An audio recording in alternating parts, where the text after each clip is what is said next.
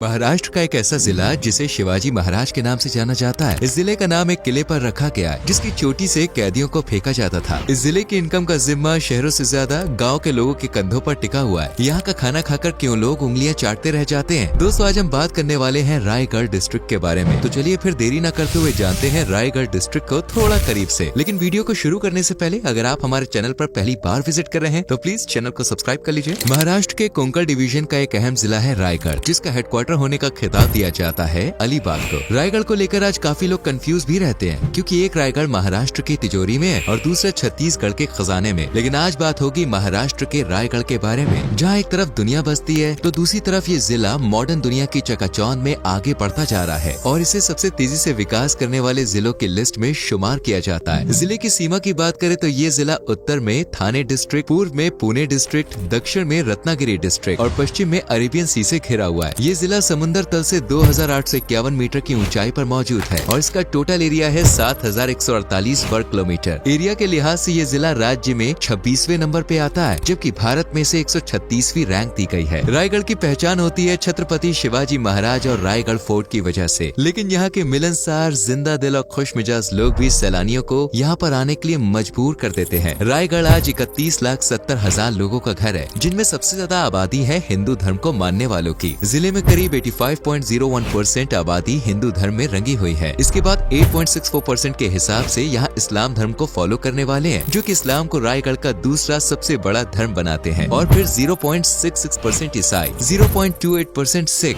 0.47% Jainism और दूसरे धर्म से जुड़े लोग भी देखने को मिलते हैं। इन्हीं धर्मों का संगम है रायगढ़, जहाँ सभी लोग बिना धर्म की दीवार खड़े किए एक दूसरे के साथ हंसी खुशी रहते हैं और रायगढ़ को भी एक खुशहाल माहौल प्रदान करते हैं। वैसे क्या आपको मराठी बोलनी आती है? क्योंकि रायगढ़ में ज्यादातर लोग की जुबान मराठी है, इसलिए आपको हर गली नुक्कड़ पर मराठी ही सुनने को मिलेगी। वैसे अगर हिंदी में आपका हाथ तंग है तो हिंदी भी यहाँ अच्छी खासी संख्या में लोग बोलना और समझना जानते हैं। इसके अलावा उर्दू, गुजराती भाषा भी इस्तेमाल की जाती है, इसलिए आपको रायगढ़ की सैर पर ज्यादा प्रॉब्लम नहीं होने वाली है। वैसे क्या आप जानते हैं रायगढ़ को पहले किस नाम से पुकारा जाता था? नहीं तो आपको बता दे, रायगढ़ को पहले कोलाबा जिला कहा जाता था, लेकिन फिर कुछ समय के बाद इसका दोबारा से नामकरण हुआ और ये कोलाबा बना रायगढ़, जो कि शिवाजी महाराज की राजधानी हुआ करती थी। दरअसल शिवाजी महाराज ने रायगढ़ किला बनवाया था और इसी किले के नाम पर इस जिले को भी नाम दे दिया और ये हो गया रायगढ़। इसलिए भी इस जिले का आज काफी ज्यादा महत्व है। साल 1869 में रायगढ़ जिले को थाने जिले से अलग कर दिया गया और रायगढ़ के उत्तरी भाग को थाने जिले में रखा गया। रायगढ़ आज अपने शानदार ऐतिहासिक स्थलों, प्राचीन समुद्री तटों, शानदार नजारों और पश्चिमी घाट की अलग अलग वनस्पतियों और जीव के लिए भी बेहद खास माना जाता है। सांस्कृतिक नजरिए से रायगढ़ शुरुआत से ही लोगों की आस्था का केंद्र रहा है। जिले का इतिहास बड़ा ही पुराना है। यहाँ प्राचीन समय से ही विभिन्न धर्मों का बोलबाला रहा है। कई भाषाओं ने इस जिले को गुलजार किया और कई जातियों ने इसे अपना घर बनाया और यहाँ हिंदू आबादी भी बढ़ती चली गई और यहाँ धार्मिक स्थल भी हिंदू धर्म का विस्तार करने के लिए लंबे समय से जस के तस बने हुए हैं। इसका जीता जागता उदाहरण है जगदीश्वर टेम्पल, जो कि पोवाई में एक छोटी सी पहाड़ी के ऊपर बना हुआ है। इस मंदिर को करीब 17वीं शताब्दी में बनाकर तैयार किया गया था और आज भी इसकी खूबसूरती पहले की तरह ही बरकरार है। इस मंदिर के दरवाजे को जब आप देखेंगे ना तो आपको यहाँ पर आसपास खड़े 2 खंभों पर शानदार वास्तुकला और कलाकृतियाँ देखने को मिलेंगी। इन खंभों के ऊपर 3 नक्काशीदार बीम भी बनाए गए हैं। इन बीम की सबसे खास बात यह है कि ये बीम हिंदू और मुस्लिम एकता का प्रतीक माने जाते हैं। इस मंदिर का इतिहास जितना पुराना है उतना ही दिल लुभाने वाला है यहाँ का माहौल, जिसमें सिर्फ और सिर्फ भक्ति की भावना,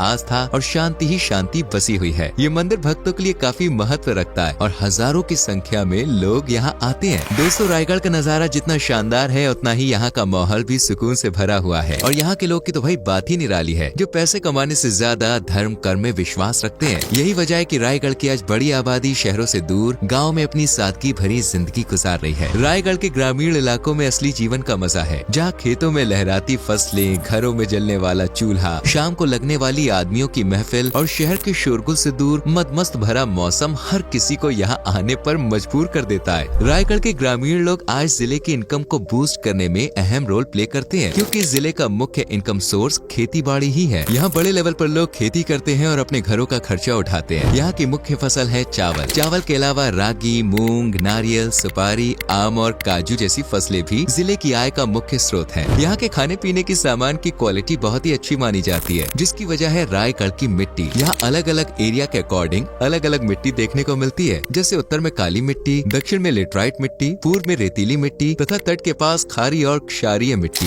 वैसे तट से याद आया कि समुद्र से भी यहाँ के लोग अच्छी खासी इनकम जनरेट कर लेते हैं, क्योंकि यहाँ मछली पालन और व्यापार दोनों ही अच्छे लेवल पर किए जाते हैं, बल्कि इसे आप ट्रेडिशनल पेशा भी कह सकते हैं। समुद्र की वजह से शिपिंग में भी मदद मिलती है और यहाँ का सबसे बड़ा और जरूरी पोर्ट माना जाता है दी जवाहरलाल नेहरू पोर्ट। इसके अलावा यहाँ कुछ इंडस्ट्रीज, चर्च, रायगढ़ किला जैसे कई टूरिस्ट प्लेसेस भी जिले की आय बढ़ाने में अहम योगदान देते हैं। बल्कि कह सकते हैं कि यहाँ सब चीजें जिले को ऊंचाइयों पर भी ले जा रही हैं और जिला खूब तरक्की की सीढ़ियाँ चढ़ रहा है। और इसमें थोड़ा नहीं बहुत बड़ा हाथ है रायगढ़ वासियों का, जो न सिर्फ दिल लगाकर काम करते हैं बल्कि पूरी शिद्दत से पढ़ाई लिखाई भी करते हैं। तभी तो आज रायगढ़ जिले का लिटरेसी रेट 83% को भी पार कर गया है और यहाँ पर एक से एक शानदार स्कूल, कॉलेजेस और यूनिवर्सिटीज स्टूडेंट्स को आगे बढ़ाने में मदद करती है। यहाँ का लिटरेसी रेट जितना हाई है उतना ही कम देखने को मिलता है यहाँ का क्राइम रेट। यहाँ पर आपको क्राइम बहुत ही कम देखने को मिलेगा और अगर कोई घटना घटती भी है तो पुलिस उसे ठंडे बस्ते में डालने के बजाय केस को जल्द से जल्द सुलझाने की कोशिश में जुट जाती है। और शायद यही वजह है कि आज रायगढ़ में सैलानियों को किसी भी तरह का कोई खतरा फेस नहीं करना पड़ता है और यहाँ पर लोकल लोग भी आजादी से घूमते हैं। वैसे घूमने की बात आई है तो चलिए जरा रायगढ़ की खूबसूरती में भी टुपकी लगा ही लेते हैं और सबसे पहले चलते हैं most visited famous place Raigarh किले में, जो रायगढ़ की आन बान और शान है। ये किला 5.12 वर्ग किलोमीटर के दायरे में फैला हुआ है और कोंकण तटीय मैदान का हिस्सा है। इस किले की ऊंचाई समुद्र तल से 820 मीटर की है, लेकिन यहाँ तक पहुँचने के लिए भारी भरकम मेहनत करनी पड़ती है, क्योंकि किले तक जाने के लिए 1737 सीढ़ियाँ बनाई गई हैं। लेकिन अब पैरों को न थकाने के लिए रोप वे का इंतजाम कर दिया गया है। रायगढ़ का ये किला शिवाजी महाराज ने बनवाया था और यहीं पर अपना राज्य अभिषेक भी करवाया था, जिसके बाद इन्हें छत्रपति की उपाधि हासिल हुई। इस किले में नगर खाना दरवाजा, महादरवाजा, रानी महल जैसी जगहें आपको देखने को मिलती है और यहाँ एक गंगा सागर लेक भी है, जहाँ का शांत पानी, आसपास बिखरी कुदरत की खूबसूरती, हरियाली, मंत्रमुग्ध कर देने वाला मौसम यहाँ से जाने की बिल्कुल भी आपको इजाजत नहीं देता है। इस झील को प्रकृति ने नहीं बल्कि इंसानों ने बनाया है, लेकिन इसकी खूबसूरती देखकर आप यकीन ही नहीं कर पाएंगे कि ये झील न सिर्फ लोगों को लुभाने में बल्कि आसपास के गांव के लोगों और शाही परिवार के लिए पानी की जरूरत को पूरा करने के लिए बनाई गई थी। इस झील में ही शिवाजी महाराज के राज्य अभिषेक के दौरान गंगा नदी का पानी भी मिलाया गया था, इसलिए इस झील का महत्व और ज्यादा है। झील के पास ही जीजा माता पैलेस भी निहारने लायक जगह है। निहारने के लिए तो कोंडना केव्स भी काफी हैं। हरे भरे जंगल, शांत माहौल, दूर दूर तक फैली हरियाली, लहराते पेड़ इस जगह को स्वर्ग का नजारा बना देते हैं। ये गुफाएं रायगढ़ के छोटे से गांव में देखने को मिलती है। इन गुफाओं में एक नहीं, दो नहीं, बल्कि 16 बौद्ध गुफाएं शामिल हैं, जिनमें आपको भगवान बुद्ध के जीवन से जुड़ी कई जानकारी मिलेगी। यहाँ दीवारों पर भी बुद्ध की आकृतियाँ उकेरी गई हैं, जो गुफा की खूबसूरती में 4 चांद लगा देती हैं। और मानसून के दरमियान तो यहाँ का नजारा देखने लायक होता है, इसलिए आप सितंबर से फरवरी के बीच ही यहाँ पे जाएं। वैसे क्या आप भी एडवेंचर प्रेमी हैं? तो आपके लिए हाजिर है